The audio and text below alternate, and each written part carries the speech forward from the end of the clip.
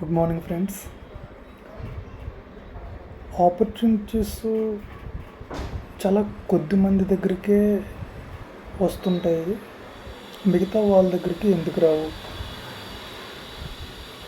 ఎందుకంటే చాలా కొద్ది మంది కూడా వాళ్ళు యూజ్ వాల్యూ ఎక్కువ క్రియేట్ చేస్తారు వాళ్ళు తీసుకునే క్యాష్ వాల్యూ కన్నా.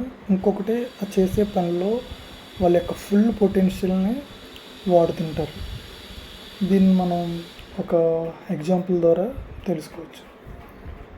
ఫర్ ఎగ్జాంపుల్, ఒక బ్యూటిఫుల్ పెయింటింగ్ని మనం ఒక అడవిలో బ్రతికి పక్షుల్ని జంతువులను వేటాడే వ్యక్తికి అమ్మాలనుకున్నప్పుడు అక్కడ ఆ బ్యూటిఫుల్ పెయింటింగ్ అనేది ఆ వ్యక్తికి ఎటువంటి యూజ్ ఉండదు. ఈవెన్ తో మనం ఆ పెయింటింగ్ని ఒక 1000 రూపీస్కి అమ్మినా ఏదో విధంగా మన సెల్లింగ్ స్కిల్స్ని వాటిని ఉపయోగించి ఆ పెయింటింగ్ తన దగ్గర ఉంటుంది, కానీ ఆ పెయింటింగ్ ద్వారా తను ఏ బెనిఫిట్ పొందడు. మనకైతే డబ్బులు వస్తాయి. కాకపోతే తనకి యూజ్ వాల్యూ క్రియేట్ చేసేలా ఉండాలంటే బ్యూటిఫుల్ పెయింటింగ్ బదులు అతనికి ఉపయోగపడే వాల్యూ ఇవ్వగలిగే ఏదో ఒక ఇన్స్ట్రుమెంట్ ఇవ్వగలగాలి. ఫర్ ఎగ్జాంపుల్, ఆయన ఈ కేసులో వచ్చేసరికి అడవిలో జంతువుల్ని పక్షుల్ని వేటాడుతున్నాడు కాబట్టి ఆయనకు ఒక గన్ ఇచ్చినట్టయితే ఇదివరకు ఆయన స్టైల్లో రాళ్ళతోటి ఆయన దగ్గర ఉన్న చిన్న చిన్న ఆయుధాలతోటి ఆ జంతువుల్ని పక్షుల్ని వేటాడి ఆహారం సంపాదించుకునేవాడు. వాటిని అమ్ముకుని తన లైఫ్ని లీడ్ చేసేవాడు. ఇప్పుడు మనం గన్ ఇచ్చినట్టయితే ఈ గన్ను వాడుకుని ఈ గన్ను ద్వారా అదే పక్షుల్ని జంతువుల్ని తీసుకుని తను లైఫ్ని లీడ్ చేసుకోగలడు. అట్ ద సేమ్ టైం వాటిని సంపాదించి బయట కూడా సేల్ చేసుకోగలడు.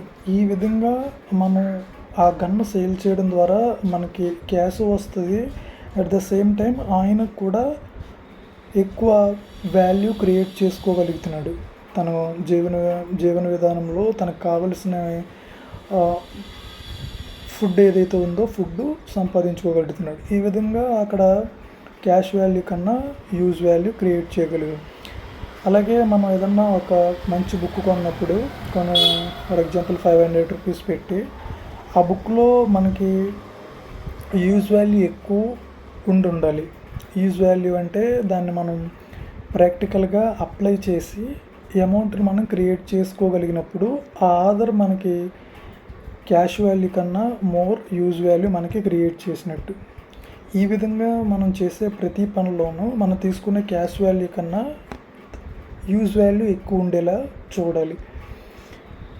అప్పుడు అంటే మోర్ వాల్యూ క్రియేట్ చేసేలా ఉండాలి.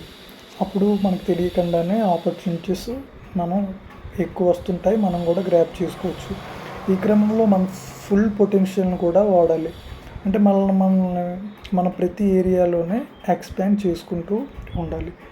ఈ విధంగా మన ఫుల్ పొటెన్షియల్ని వాడుతూనే తీసుకునే క్యాష్ వాల్యూ కన్నా మనం ఇచ్చే యూజ్ వాల్యూ ఎక్కువగా ఉన్నప్పుడు మనం కూడా అందరిలాగానే మంచిగా ఆపర్చునిటీస్ని గ్రాబ్ చేసుకోవచ్చు.